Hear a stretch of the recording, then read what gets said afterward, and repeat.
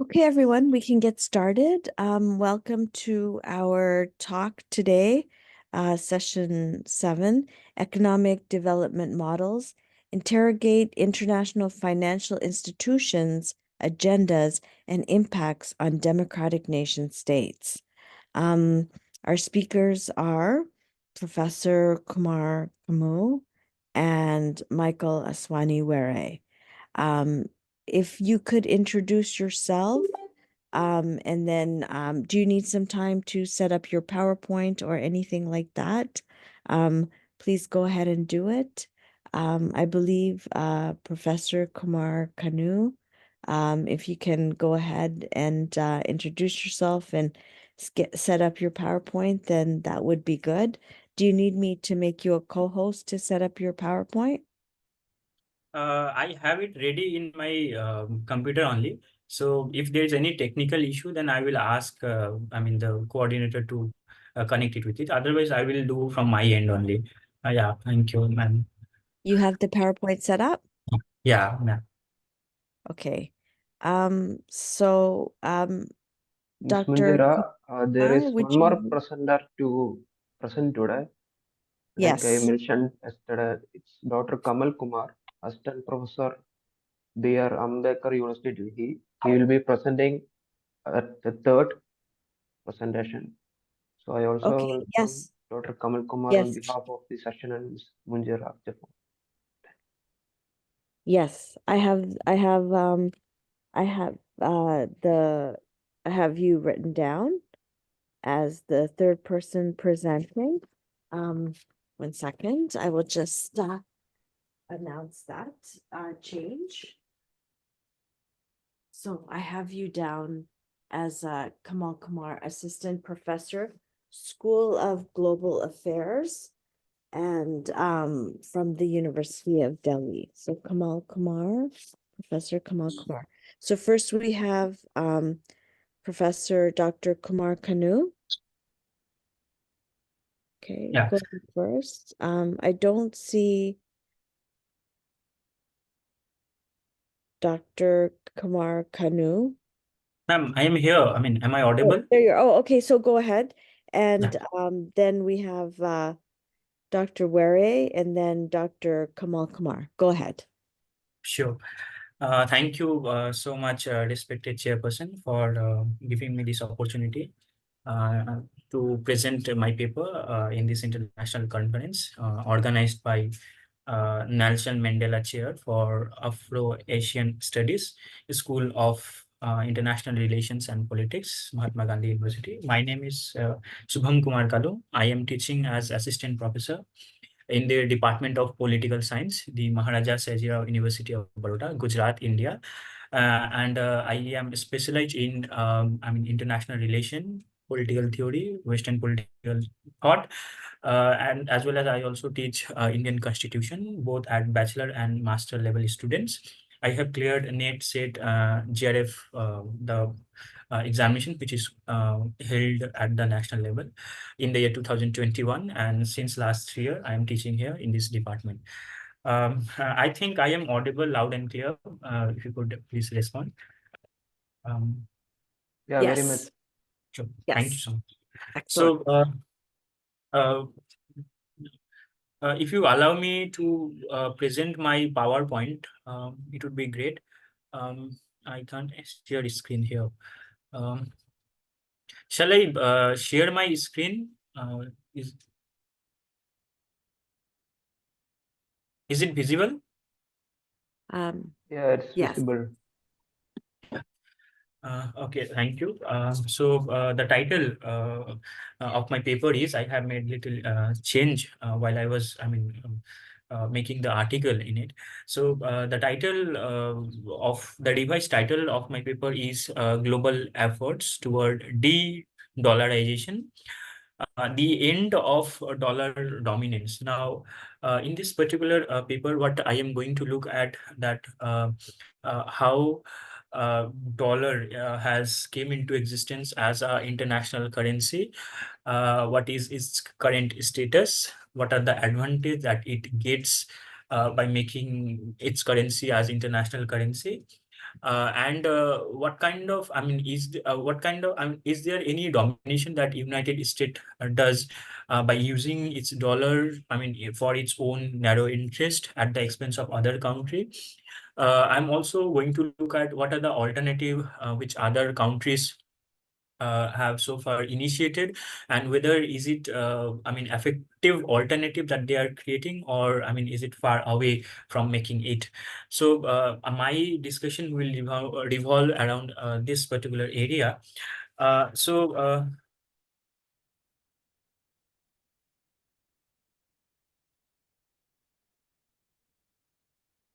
wait a minute. Um,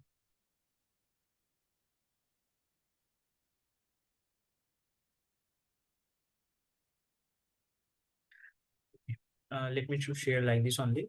um,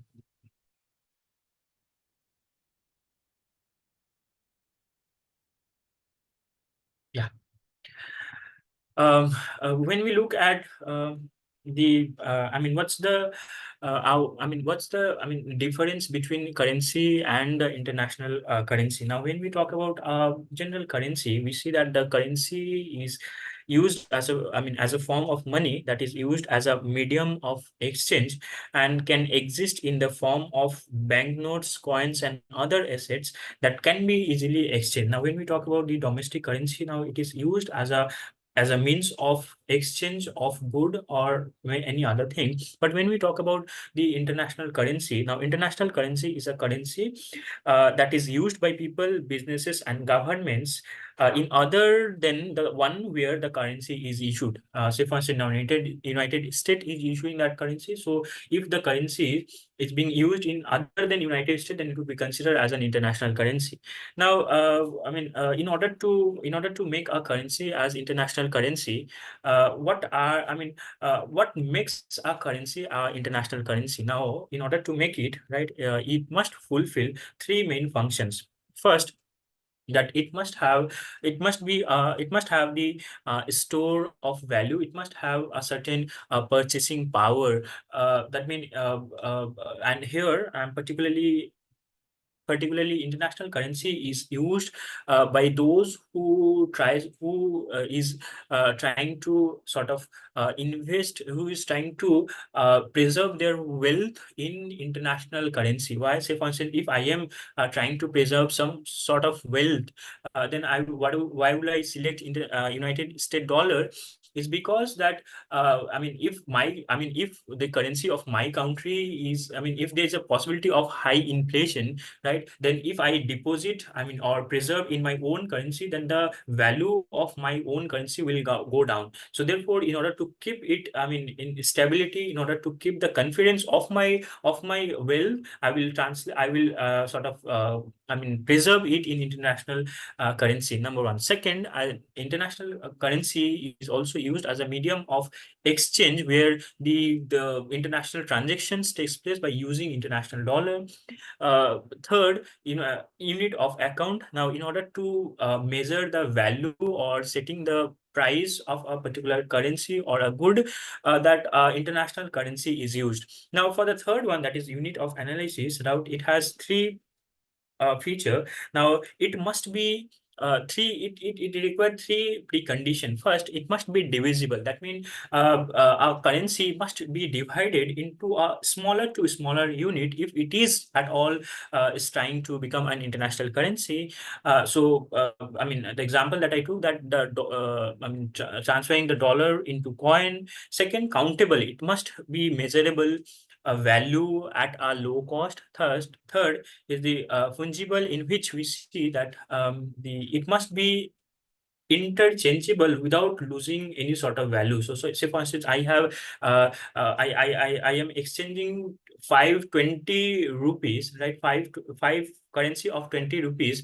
Then and In return, if I am getting 100 rupees, now this would be considered that the exchange of the currency without losing a value. So similarly here, I mean, central banks plays a very important role in using international currency, determining, I mean, as a storing wealth, using as the medium of exchange to adjust the value of its own domestic currency, as well as using as a unit of account to anchor the value of their domestic currency in foreign exchange market. So say for instance, if I am trying to buy something from other country, I will have to use international currency, which will serve as a foreign exchange reserve, and through which I can buy. I cannot buy with rupee. So this is how, I mean, this is what generally we understand by international currency, the function of international currency. Moving forward, when we look at, let us look at some of the histories, right, of international currency. Now there are three factors that determine international currency. First, I mean, whether India's currency will become an international currency or China's currency would become international currency. I mean, what determines which currency will become international currency? Now here there are three factors. First, that the size of the economy and trade. Second, development and openness of financial market. And the third is stability of prices. It must not fluctuate up and down. So these three, if a country fulfills these three preconditions, then there's a possibility that the currency will become an international currency. Now, if we go back to ancient time, we see that, I mean, before this international currency, it was the barter system through which this exchange, the exchange of good used to take place. Say, for instance, I have a potato, you have carrot. So I need carrot, I do, and you need potato. So now you, in order to now, how will we? I mean, so here we will exchange the good, and this is how we will serve our own needs. So this system is called barter system. But the problem here lies in this system, is that we cannot keep those goods for a long time, and the day will come when it will get damaged, right? So it will not be for long lasting. So as a result, okay, we see that instead of barter system, we adopted various precious metals such as silver, gold, etc., etc., which we can preserve for as long as we want. But the problem here lies that when we are shifting from one place to another, we'll at the same time we'll have to carry those silver, the golds which we have acquired, and there is a risk with, I mean, of stealing. So therefore, so in order to avoid that, the bank system has came into existence. Now it is the bank which will deposit all your resources and will give you a piece of paper which guarantees that you have this amount of resources, this amount of wealth with you. So similarly, I mean, as the time proceeds, in the 16th century, we see that it is the Spain which, Spain's silver dollar became the international currency due to its global expansion of colonialism. Second, following which we see that in the 17th century, it was the Dutch florin. It became later on the international currency, and it is here that the first central bank, that is the Bank of Amsterdam, it became very prominent at that point of time in conducting the transaction among the nation states.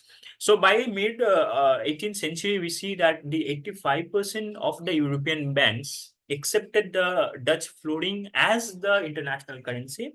But then as the time proceeds, that we see that there is a collapse of this Dutch florin due to the lack of trust, because and what it did that it sort of provided loans and in other way to the, I mean, against those who are fighting against Britain. So as a result of which we see that it is, I mean, printing more currency than the actual value of it, and as a result, it lost the confidence, it lost the trust, and therefore people, I mean, started losing its trust, and then as a result, we see the collapse of Dutch florin. Later on, we see in the 18th century, from 18th century till 1930, the British pound, due to its vast economy, it became the international currency, and they retained it till the Second World War. And in Second World War, we see that though whether it is the victory country or defeated country, they almost all the European country, they suffered a heavy loss, and therefore, I mean, they lost all the gold reserve that they had. So therefore, and on the other hand, what United States did, United States used to sell its, sort of arms, ammunition, and accumulated a lot of gold. And by 1945, actually, it has acquired 70% of the world gold reserve of the entire world, 70%. So therefore, we see that how the power of United States increased after the Second World War, whereas the other countries' power has actually declined because of their sort of expenses that they bear. So then we see that so in United States it became United States currency became the international currency. But then so as I said that Europe lacked the sufficient gold reserve to back up their own currency, and therefore they were not in a position to print more and more whether it is pound, whether it is sort of euro. They were not in a position. Why? Because in order to print any currency, it requires something gold as the backup, but they did not have. So therefore, they were not able in a position to conduct the trade. So as a result, United States found this as a crucial issue, and therefore in 1944, in the Bretton Woods of New Hampshire of United States, a conference took place in which United States proposed that the other countries, if other country accepts dollar as international currency, then it will provide some benefit to them. And as a result, the other European country and other country, they accepted this particular proposal. Why? Because they were left with no other choice at that point of time. So as I said, that it is due to Second World War that economic catastrophe happened to Europe. At the same time, in 1947-49, we see that the US initiating Marshall Plan, through which it is providing economic aid to Europe by using dollar. Then we see that Truman Doctrine, whereby it is providing military and financial assistance to the country who are against Soviet-led communism. All the supports this United States is providing by using dollar. So therefore, and United States also promised this country to use dollar, and in order to invest in United States in another country, and United States would guarantee that it will. United States guaranteed that it has fixed the price of dollar with that of the value of gold, and here it has pegged the $1 to 35 ounce of gold. And at the same time, it also proposed some sort of proposal to the Middle Eastern oil producing countries, that particularly Saudi Arabia, that United States will provide sort of military and the other security assistance. In return, Saudi Arabia is supposed to do, Saudi Arabia will conduct the or will sell the oil by using dollar only and not in any other currency. By doing so, so Saudi Arabia and other country, they accepted this proposal, because only they had to conduct the transaction only using dollar and nothing else. United States will bear all the other cost. So therefore, they accepted it. European country, they accepted because of these proposals, Truman Doctrine, Marshall Plan. So as a result, United States dollar became the international currency. What makes this Bretton Woods system different from earlier kind of system? Earlier also we said that when United Kingdom led pound sterling, when it was international currency at that point of time, it was also backed by gold. But then what make those gold standard different from the system of Bretton Woods, in which here also we see that the United States is backing its currency with gold. But what making it different is that at that point of time, the currencies, the countries individually linked their currencies to gold before US led dollar. But in Bretton Woods system, all the countries, they pegged their currency into US dollar, and US dollar will translate, sort of convert it's dollar into gold. That means there is no direct gold connection, their currency and dollar, and then dollar with the gold. So this is how it became. This is how Britain system worked from 1945 till 1971, and here we see that the crisis in Britain system. We see here that, I mean, am I audible? I mean, to would you please Yeah, you are I, audible. okay, all right, fine. So we see here that in 1971, that there is a we find that the United States is facing a major crisis. What is the crisis? That United States, I mean, first there was sort of due to the FDI has increased, foreign direct investment has increased, and we see that there is I mean as there is a, I mean, rise in the value of US dollar, so other country will, I mean, of course, take the interest in investing in United States. Therefore, FDI has increased in United States, due to which we see that the trade deficit, because everyone is chasing for United States dollar. So therefore, the value has increased, but then United States was, I mean, there was a sort of deficit in United States trade. First, second, there was high inflation, and then so as I said that there's a high demand for dollar, and then United States, what it did in order to meet the demand of the international market, it printed more currency than the gold backup that it had, that gold reserve that it had. And as a result, as a result that how I mean as a result, the other countries, they lose their trust on yeah. Madam, you were saying anything?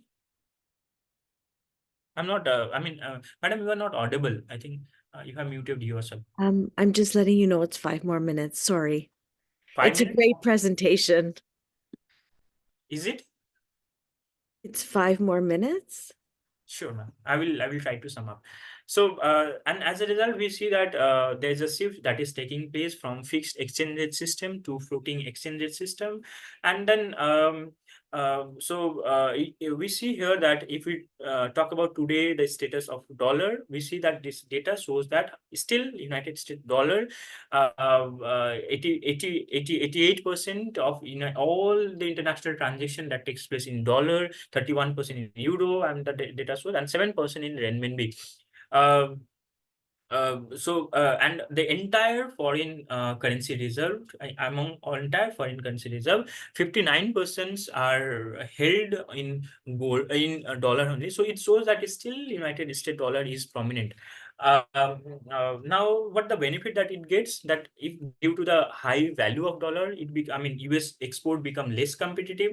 It is able to afford more import than what it earns from export, and thereby boosting the living standard of the people of United States. Second, the higher asset price, increasing the availability of domestic credit, lower interest rate. Okay, why do lower interest? Because it is available everywhere, right? I mean, so everybody is chasing for United States dollar, so of course it will decrease the interest rate. uh, uh, then we see that reducing transaction cost during economic crisis, there is appreciation of US dollar, global store of values, reducing the cost of foreign direct investment for United States corporates, military and it becomes easier for United States to provide military funding to other countries. Now, this is the country who are using United States dollar as their own domestic currency. You can see the names here. Moving forward, now this history shows that United States sometime has used its this privilege in order to suppress some revolutionary movement, resistance against imperialism. We see, yeah, I mean, there's the country that it shows: Russia, Ukraine crisis, Iran, Iraq, Afghanistan. That did when we talk about the de-dollarization, China, Brazil, Saudi Arabia, Russia, they already started conducting trade with China using Chinese renminbi instead of dollar. Other countries also, that Libya and Iraq, they took initiative in order to conduct trade in their own currency instead of using dollar. But we see the consequence that it has came up. China, now this data shows that the initiative that China has taken in order to expand its own currency instead of using Chinese dollar, instead of using US dollar. I'm not going into detail of that. You can take a shot of it. Now, in India also took some initiative in order to expand its own currency, instead of using US dollar. But then when it comes to the challenges, last 2 minutes, ma'am, I would take that other countries are not having the kind of trust that is required in order to make international currency. IMF and World Bank functions using US dollar, no other currency. Gold and oil prices are held in dollar. US, euro, though it become the second largest the currency that is used, but then it lacked unified fiscal policy. BRI implementation is held in dollar. No consensus among the BRIC member countries. And so therefore all these challenges shows that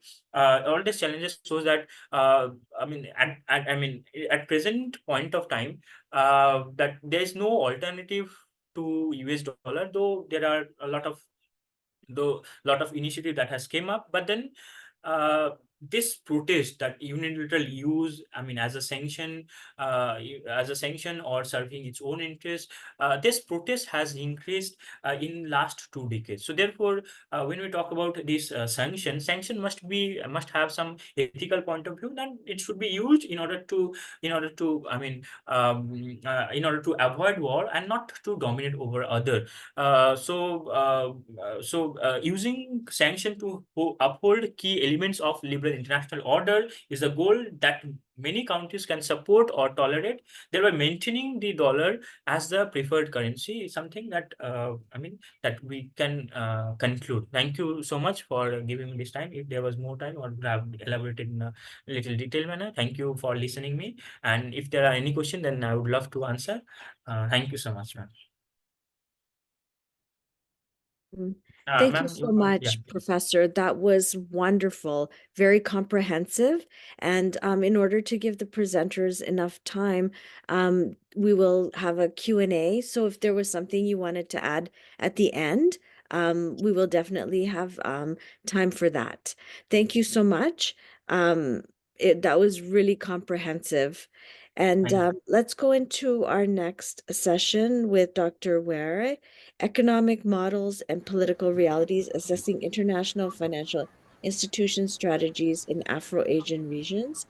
And so you should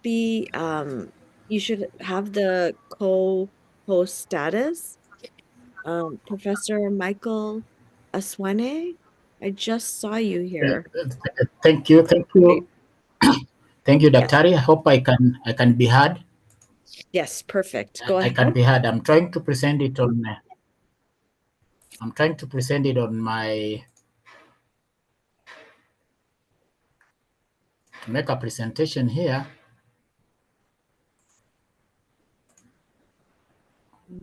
You can go to the share screen. I don't know if share screen. Yes. Is I'm there. Is it seen? It's green and it points upward. So if you just let me see if it can work. Yep, there you go. Anything? Yes, it's working. It's slowly. Not yet.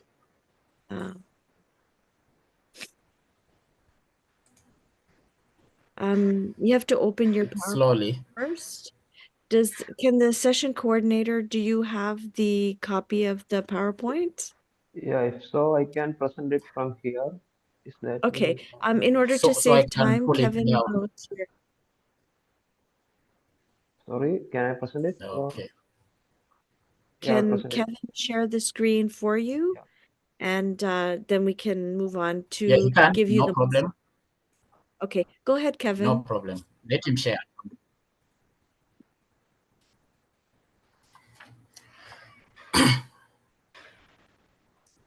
Thank you. Maybe you can start with the first page. Just in continuation of what my former doctor said. First, I want to take this opportunity to thank the organizers of this conference, including my chair here and the coordinators, and of course my own university, Department of Diplomacy and International Studies of the University of Nairobi, and also the York and the University of Philippines for organizing such a great great conference at a time when the world is also in trouble in terms of its political and international economic systems. Now, in the context of development, democracy, and citizenship, the colonial perspective from a global south, I am presenting a paper here on economic models and political realities, where I'm assessing in international financial institutions, strategies within the Afro-Asian region. Second, proceed, please. Now, this is just general areas that I'll cover. I will not waste time on them so that I'll be able to look at the introductory part and then move into other materials. Now, this presentation critically analyzes strategies of economic development that have been promoted by international financial institutions. And when we talk about these financial institutions, we're looking largely at the IMF and the World Bank that were created in 1944, of course, after the ruins that had happened in 1930s. These are the ruins of economic depression and also the war, and their impact now on the nation states, democratic nation states within the Asia-Africa region. Now, the core of this will actually be looking at the neoliberal principles that include a capitalist, global capitalism that advocate for market capitalism, privatization, deregulation, and minimum government intervention, which have been key that have been promoted by these institutions. It's important to note that these institutions were created largely after the World War, during the World War II or after the World War II, to actually reconstruct already the economies, the growth and development of the economies of the victor states that had actually been devastated by the war and the recession. Now, there's also growing concern within our parameters, especially from the global south, on the conventional use of GDP as the only measure of economic growth. And this is another area that I'll be able to unpack, especially within the Afro-Asia, which only looks at short-term annual government expenditure in any government sales or government transactions in terms of services, goods and services. But we're going to see why GDP alone is not enough. It's supposed to be supplemented by other tools that will measure what we can call sustainability, looking at non-market transactions that will be able to actually focus on what we call inclusive and sustainable economic growth and development. Now you can move on.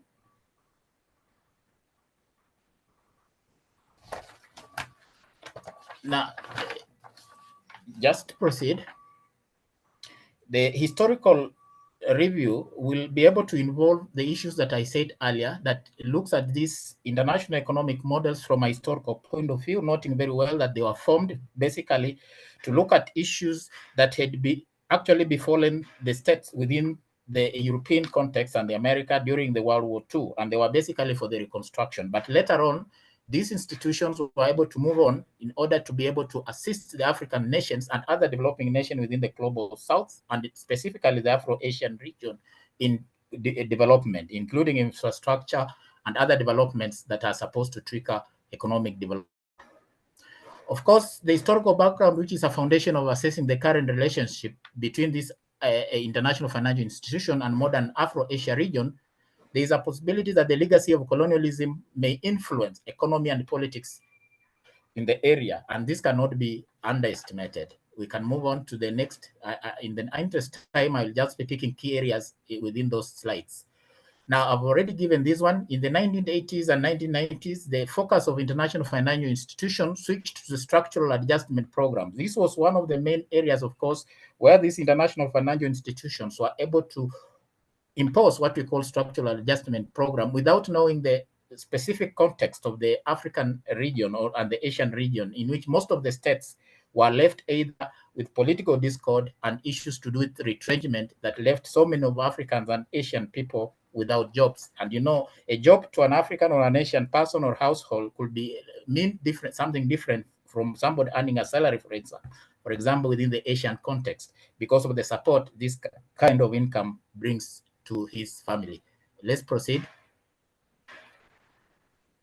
Now, it is true that critics of international financial institutions have actually seen that there is a rigid modeling policy. It's a rigid modeling policy that fails to factor in countries' divergent cultural, social, and political realities within a one-shoe-fits-it-all. Remembering also that most of our African nations also have other resources that have not been factored within the models of these international financial institutions. Now, the complexities and difficulties of responsible economic management at the international level have found expression in these institutions' historical evolution and have become more prominent under the condition of post-colonial development world. Next. Now, on the basis of this, my theoretical analysis will be basically based on neoliberal economic theory and global capitalism and how they have been unable to or avoided addressing the extreme marginalized population within this region of Afro-Asian region. This will be my major area to unpack these neoliberal policies against the background of African Asia colonial legacy with the interrupted economic system and embossed political borders that determine their effectiveness and impact. Looking, of course, there is a lot of interface between these IF, international financial institutions, the international politics and international economics interface, so that you realize the two can never be avoided because politics affects how these international institutions work, especially international politics, and looking at the great power politics, where, for example, they are supposed also to champion, of course, in a world that we know is anarchic in nature. The states also that are militarily and economically powerful also champion their interests through these institutions. Next. Now, the vast majority of macroeconomic flavor do not pay much attention to the social politics in these areas, and which are diverse and very unique and have a very unique concept. One of it will be even how the African and Asian states came into formation. State formation in this area is completely different from state formation within the European or the developed world. In such a words, here, boundaries even came faster than nations. And you realize that boundaries have actually even divided some of the ethnic areas equally, leading to issues of conflict and other vulnerability of the population within these areas, unlike within the context of the northern or the global north, which actually had nations formation first, and then we had actually issues of boundaries following up. Next. Now, the methodology, of course, this basically will be a qualitative approach. I used a desktop research, having reviewed various literature in various materials, and I was able to analyze and study that gave me attention for purpose-oriented sample, which includes the countries in the East Asia region that strongly interact with these international financial institutions. Next. This is just a continuation. Of course, the data I was able to do meticulous analysis and used to solve the study's research questions, which was looking at how these strategies of international financial institutions have performed within this particular region. Next. Now, the analysis, of course, I used the countries of Egypt, Indonesia, India, Nigeria, South Africa, Bangladesh, Kenya, Pakistan, and Philippines. And the key economic factors, I used the US currency, US dollar, GDP level, the percentage inflation rate, debt in recent US dollars, and of course, debt to GDP ratio, including also foreign direct investment inflow in the current US dollars. The analysis takes into account the human capital index, which measures the possible future productivity of a nation, including even investment in education, the corruption perception index, which evaluates the perceived level of bribery, misuse of power within the public sector, according to the World Bank report of 2024. Proceed, please. Proceed, because I want us to go to the table so that we can be able to analyze. I don't know whether this table can be seen. And from the table, you can see the GDP. I don't know whether you can be able to see the GDP, but I'll just be able to highlight a few issues from the table. Now, drawing from the GDP, India demonstrates actually a financial robustness in a low debt to GDP ratio of 17.9, which actually suggests effective fiscal management despite its economic scale. South Africa has a GDP to debt to GDP ratio, which is higher and sets off alarm bells for potential fiscal pressure, and which may include even debt distress.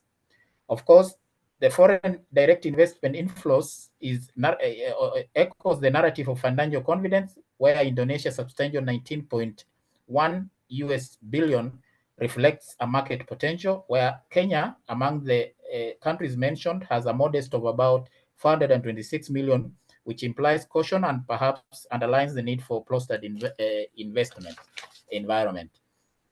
It's important to know from the table, as we look at it closely, that Indonesia leads in human capital index with 0.54, and this score may be regarded as quite optimistic regarding its economic future. Nigeria, of course, is worst performer with about 0.361. Human CPI, that is HC, Nigeria has about of human consumption index score, an indicator that human capital must be heavily invested. And you can see human capital here, we require to look at issues of education, health, and issues of better life. Now, although the economic discourses may vary from prudence in India's fiscal policy to debt concerns in South Africa and human capital strength in Indonesia compared to Nigeria's governance issues, they all shine the light on the individual and collective path that these countries follow, especially in terms of a global economic landscape, as of course given by Schlieff in 2007. Now, the implication of this finding is that despite the relatively large size of Indian economy, the low debt to GDP ratio suggests that international financial institutions can support large-scale economies without amassing huge debts, provided the appropriate regime of economic policy is interpreted to be suitable for the local environment. It's important that the local environment becomes very critical in analysis, and human capital interest and corruption perception interest are also two main socio-political dimensions of development which must be factored, especially within the international economic policies of these IMF and World Bank strategies. There is also the finding that actually the demand for IMF rebalancing towards a more context-specific. It's important that the IMF also has a context-specific approach to Asia, Africa countries so that they can be able to promote what you call inclusive and sustainable economic growth that factors all aspects of sectors, including women, for example, the marginalized communities, and other persons who do not actually are factored within the concept of the economic development of IFIs.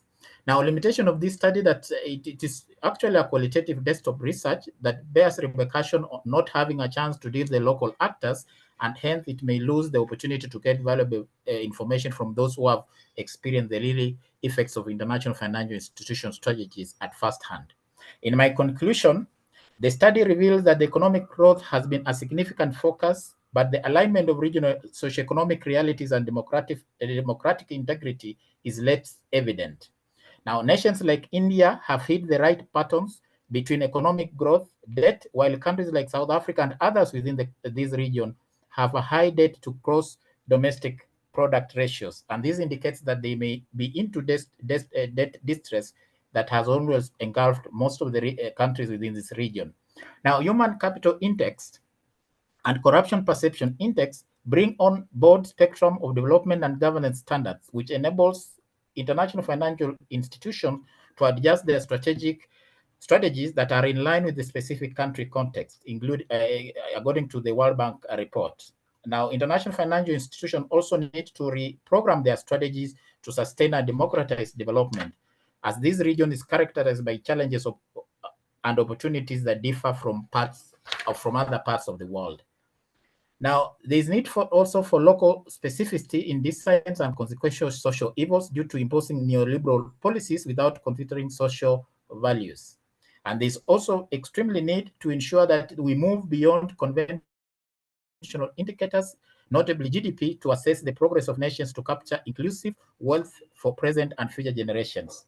A recommendation that I made in this discussion was that we must adopt contextualized strategies that take into account unique circumstances of so many states within this Afro-Asian region, the democratic nation states within this region. We must be able to enhance human capital through education, good healthcare, so that we are able to improve on our GDPs, and of course in other sectors of our human development. Fiscal management training, very important, and also governance and transparency play a very significant role. And there's also significant need for structural reforms within the multilateral capitalist and neoliberal systems to ensure that it's inclusive and actually context-specific, especially when applying their strategies within the Afro-Asian region.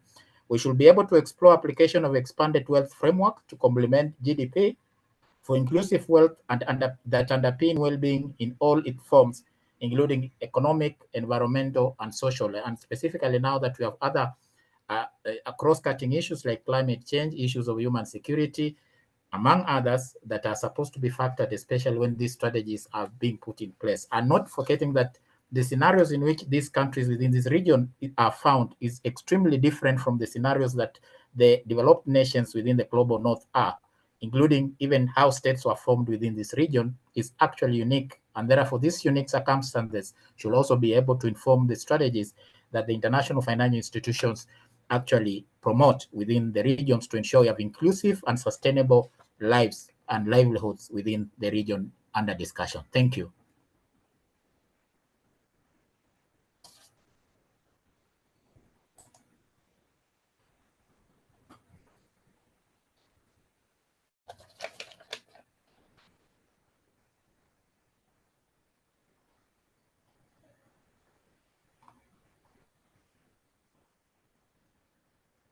Hello.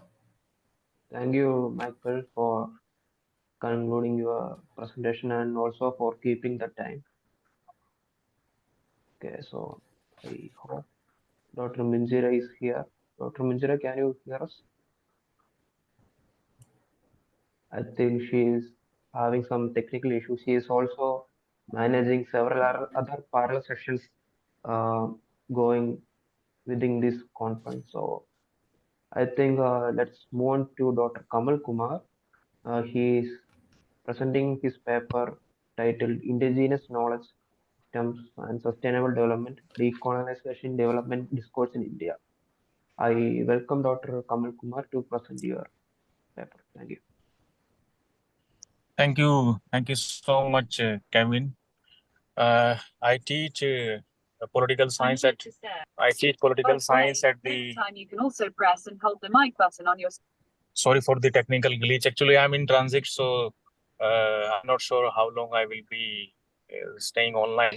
Anyhow, so I teach.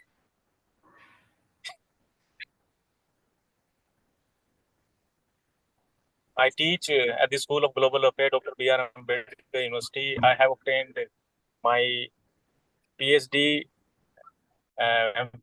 BA Honors Political Science, MA Political Science, MPhil, and PhD from University of Delhi. And I have been teaching from last almost a decade. The title of my paper is Indigenous Knowledge System and Sustainable Development, Decolonizing Development Discourse in India.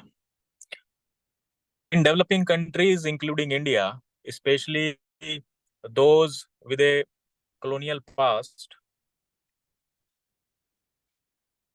Am I audible? Can somebody confirm? Yes, you are audible. Okay, thank you for confirming. So in developing countries, including India, especially those with a colonial past, the development discourse, which generally determines the state development priorities and economic agenda, continues to be structured by colonial legacy and Western-dominated understanding of development, driven by neoliberal philosophy, rapid industrialization, faster economic development based on modern scientific knowledge. In recent years, some studies have not only questioned the very colonial foundation of the idea of development for being Western-centric and neglecting the local particularities, but also deteriorating the planet's ecological health and causing environmental problems like climate change, global warming, ozone layer depletion, and pollution, among others. Against this background, this paper revisits the development discourse in India to demonstrate the significance of indigenous knowledge system in ensuring sustainable development on the one hand and decolonizing the development discourse on the other.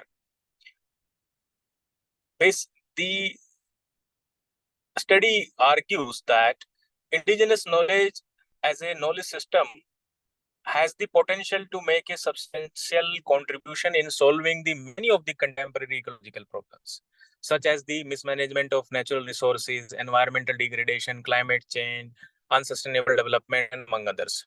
By stimulating the participation of the local communities who have been sustainably managing the natural resources from many decades with the help of their age-old value and cultural system, thus achieving sustainable development.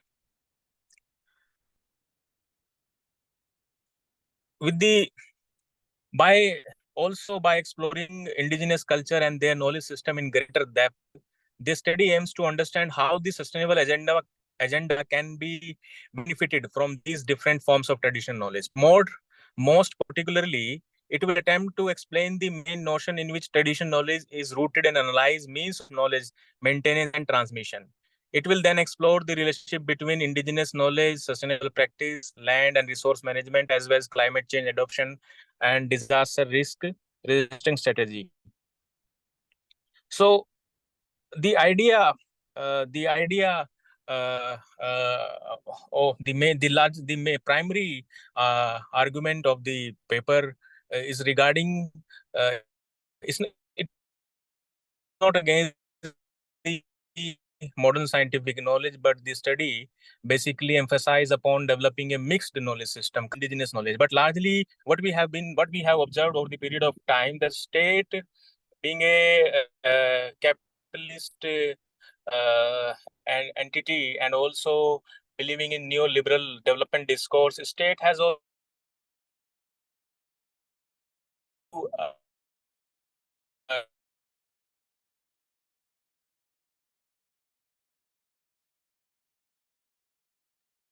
Dr. Kamal, I think your audio is breaking. Is there a network issue going on?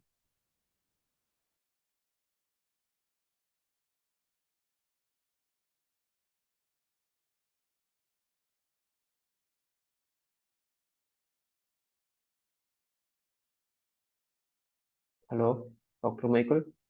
Dr. Kamal, can you hear me?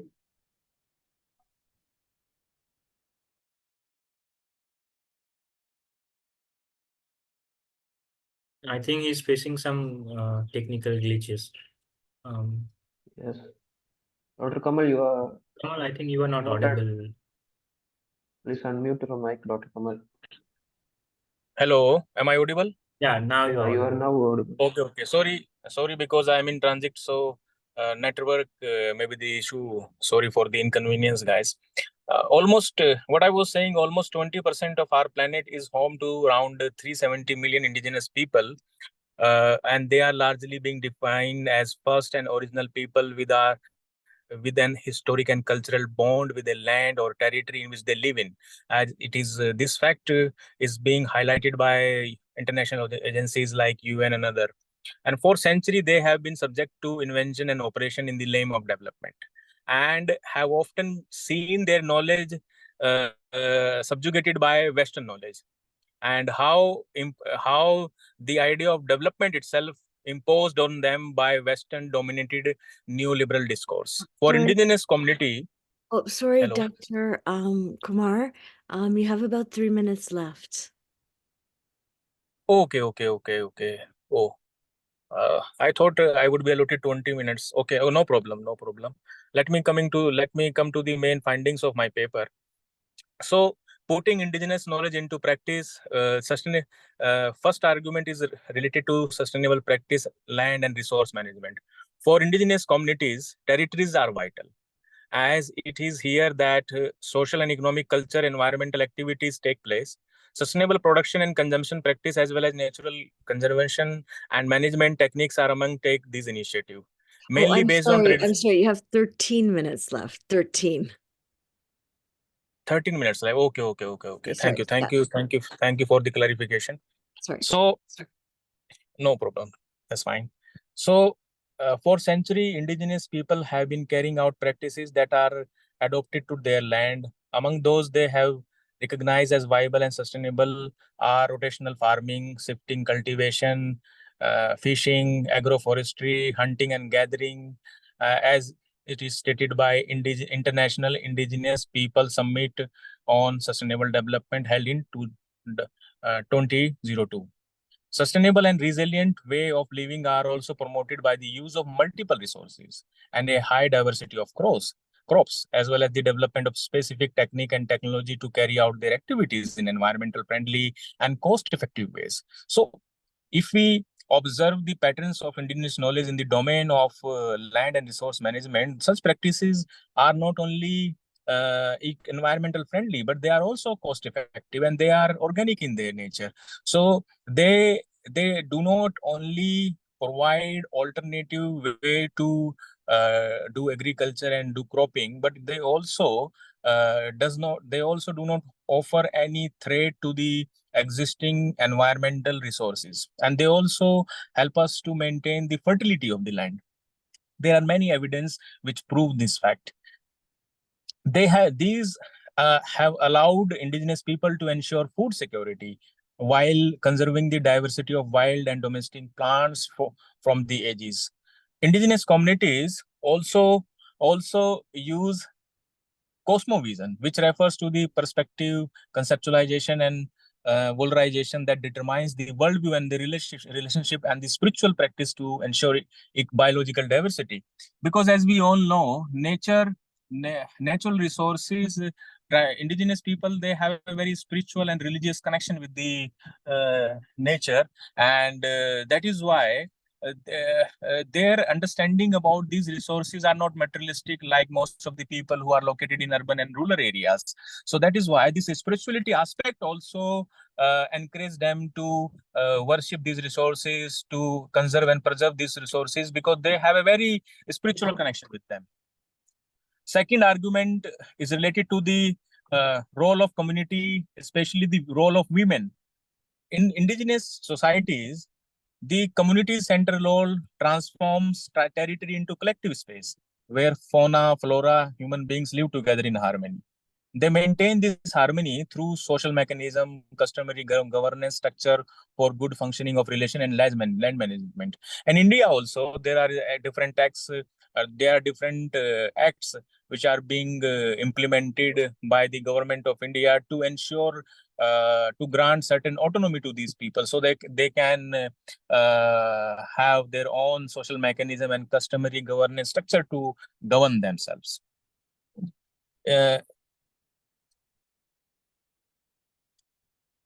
Indigenous women, especially because of their role as a custodian of biodiversity, plays very important role in environmental sustainability, especially in production, management, preservation, and consumption practices.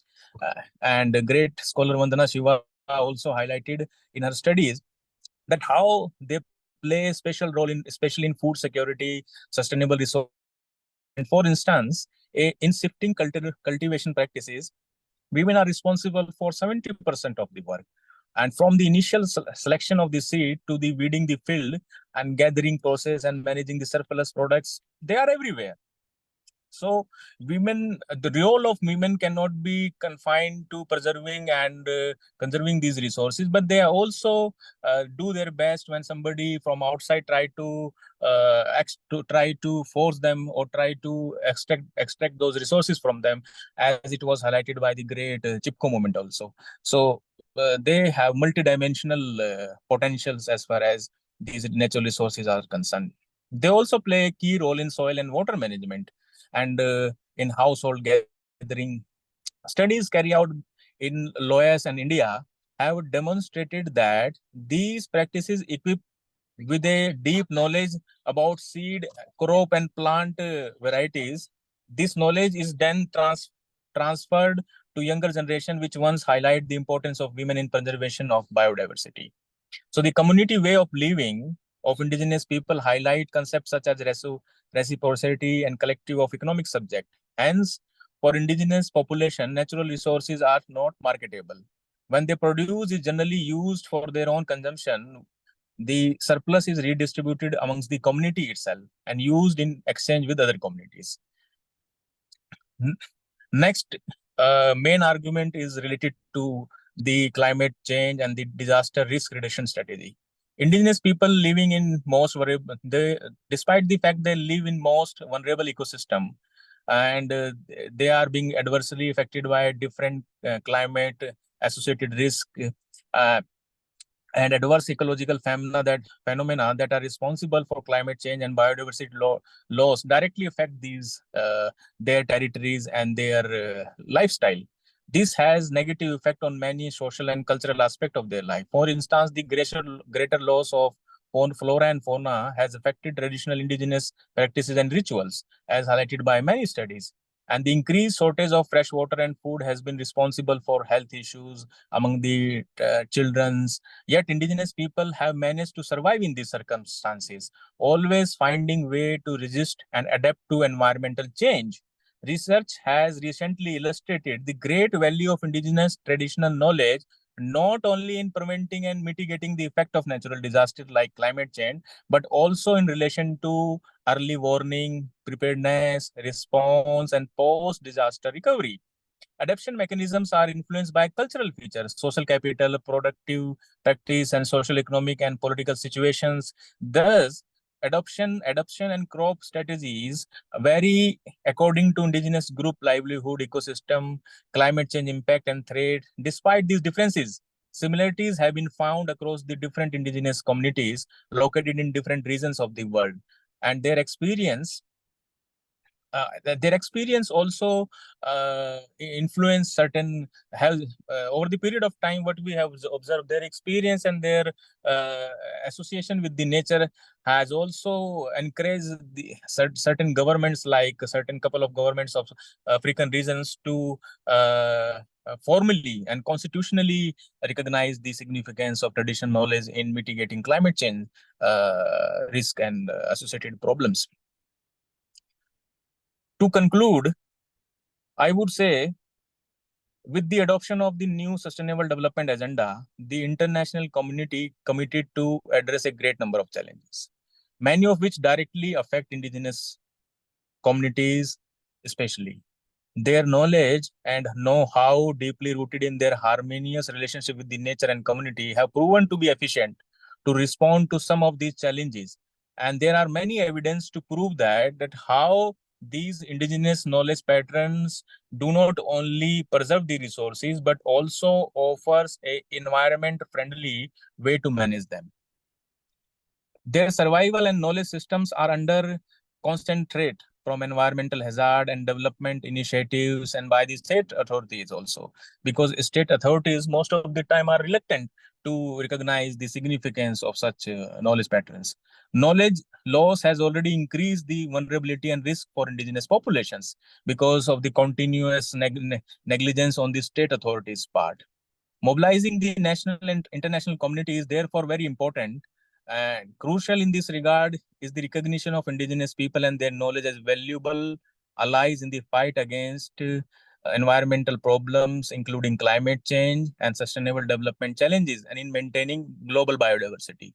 In the light of the new Agenda 2030, joint efforts are urgently required to develop and implement suitable initiative to empower indigenous people to uphold and realize their rights and to be involved in decision-making process, thus become active agent of the change. So indigenous communities should not only provided opportunity to participate in the resource management system, but at the larger level, their contribution and their knowledge system should be constitutionally and formally recognized, not by the state entities, but also the international political entities. Thank you so much for the organizer for giving me an opportunity to express my opinion on this topic. Thank you so much. Thank you so much. That was an amazing talk, and so informative. And now we have time for questions. If you want to make any comments, or I see a question here about the Global South.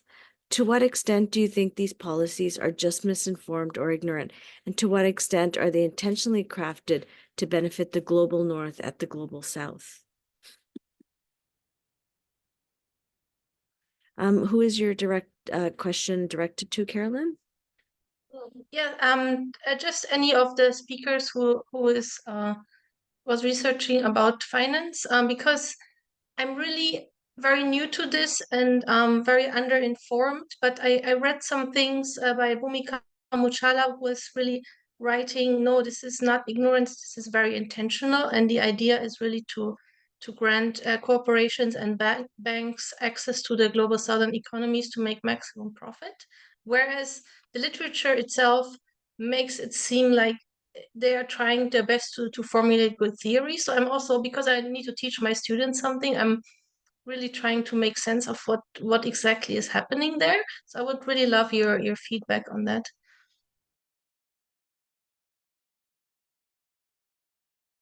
Anyone can answer. We'll take questions as they come. Okay. Can I make it a prof? Yes, please go ahead. So thank you. That's a very insightful question, and it's looking at still the issues I was speaking about, how the international community is structured. You see, once we do understand that we are in an international community that is anarchic, where states are still the key actors, then you realize even the operation of these international financial institutions, for example, that were formed basically also to cater for the interest by then of the fractured states within the context of the World War II that had become victors, you realize that they have still extended that particular normative system to the global south, whereby, for example, the issues of dependency and world system theories are very prevalent within the global south. Looking at how these institutions are performed over time and the kind of impact that they've had, we can't say that everything they've done is bad, but there are so many issues that have come out that shows that these institutions haven't made what we can call an inclusive and sustainable approach in their strategies because of our reliance on GDP as a measure, for example, as a tool. GDP is good as it is as an indicator of economic growth, but what we are saying, other than GDP, there are other dynamics within the nations within the global south that include, for example, non-market transactions that happen, the natural resources, the human capital, for example, and the special circumstances in which these states within the Afro-Asian region find themselves in, now with emerging issues. And as I said, the formation of states, again, has an issue. For example, the state formation within the Afro-Asian region is different from state formation within the global north. Here, we are actually, it's an embossed boundaries that we found ourselves in because of the colonial legacies. Now, it becomes very hard when, of course, a nation is, you see, there are two issues here. It is important in any international relations that states or nations are formed first before boundaries, so that people can define themselves through culture and through their identity. But you see areas where you find yourself imposed with a boundary, where one community is actually a boundary splits one community into two sections, then expect a lot of challenges in terms of policies because there will be a lot of interference and also other issues that will impact on their survival. And therefore, in my own conclusion, I can say that despite the fact that these institutions have been unable or avoided addressing the marginalized population within the global Afro-Asian region, it's important that we have a multilateral relook at what their policies are, and we call for reforms, especially at that global level. But the challenge of these reforms that everybody is talking about is that these institutions don't act in isolation. They are also being championed by states, because states are the key actors within the international realm. Thank you.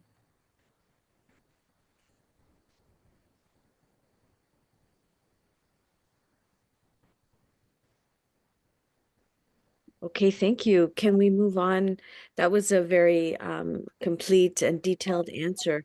Can we move on to any other question? I think we have time for one more question. If anybody has a question, if there isn't one, then we'll close our session. Can I see if anyone has a question? No. Okay, thank you very much for the presenters and submitting your abstract and talking about such relevant economic themes that we can consider. So I thank each of the presenters for your time and the effort that you have shared your knowledge with us. And so without further ado, I will close this session and hope to see you all in the closing remarks. Thank you very much from my Thank side. you, Dr. and all the best. Thank you very much, our presenters who have presented their paper in much short time. And also I thank Ms. Munjira. You have done a very good work. You are also handling few other sessions parallelly, and I appreciate your work too. Thank you.